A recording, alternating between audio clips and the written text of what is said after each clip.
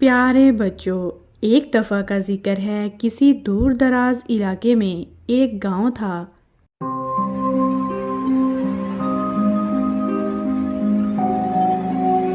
اس گاؤں میں فضلو نامی محنت کش اپنے بیوی اور بچوں کے ساتھ رہتا تھا۔ وہ ہر روز مزدوری کی تلاش میں گھر سے نکلتا تھا، جو کبھی مل جاتی اور کبھی اسے خالی ہاتھ واپس آنا پڑتا۔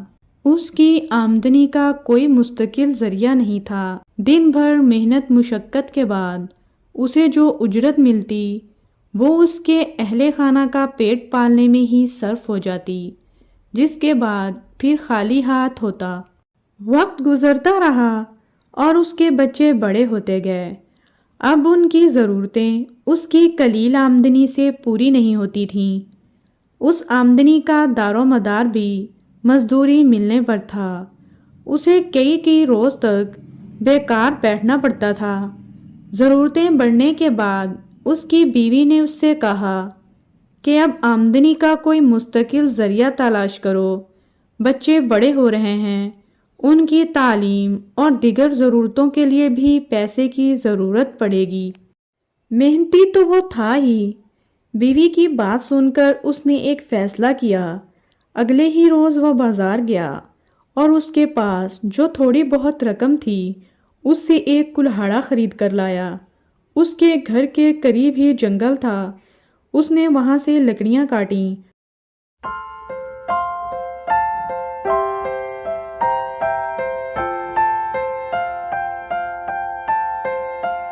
اور بازار میں لے جا کر فروخت کر دیں۔ اس سے اچھی خاصی آمدنی ہوئی اور یہ اس کی زندگی کا پہلا دن تھا جب اس نے اور اس کے بیوی بچوں نے پیٹ بھر کر کھانا کھایا۔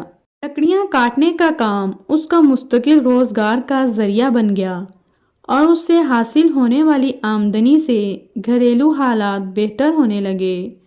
وہ روز کوشش کر کے پہلے سے زیادہ لکڑیاں کاٹتا اور انہیں بازار میں جا کر فروخت کرتا، لیکن چند ماہ بعد ہی اس کے کلہاڑے سے اتنی لکڑیاں نہیں کٹ پاتی تھیں جتنی وہ ابتدائی دنوں میں کاٹتا تھا۔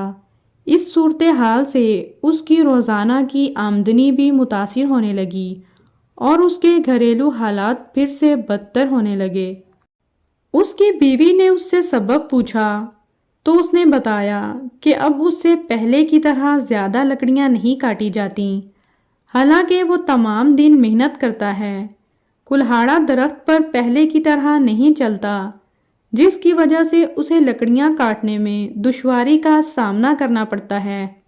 اس کی بیوی نے انتہائی سوچ بچار کے بعد اپنے شوہر سے پوچھا کہ اس نے کلہاڑا خریدنے کے بعد کتنی مرتبہ اس پر دھار لگوائی ہے۔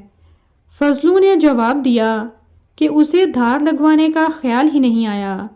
دوسری بات یہ کہ اگر میں کلہاڑا تیز کرانے جاؤں گا تو لکڑیاں کس وقت کاٹوں گا؟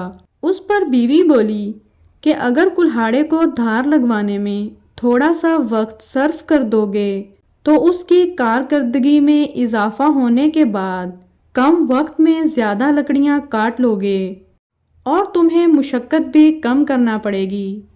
فضلو کی سمجھ میں بیوی کی بات آ گئی اور اس کے بعد وہ باقاعدگی کے ساتھ کلہاڑے پر دھار لگوانے لگا، جس سے اس کی کارکردگی پہلے جیسی ہو گئی اور اس کے گھریلو حالات پھر سے بہتر ہونے لگے۔